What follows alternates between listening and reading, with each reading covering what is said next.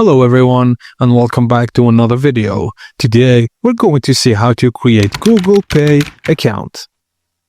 Firstly, go to the Google Play Store or App Store and make sure your device is updated.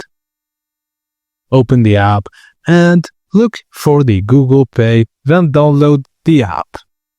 Now open it and enter your active Indian mobile number. This number must be linked to your bank account, then tap Next to continue.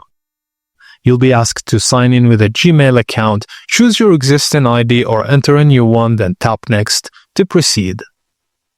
Google Pay will send an OTP to your entered mobile number. Just enter it to verify it and tap Next.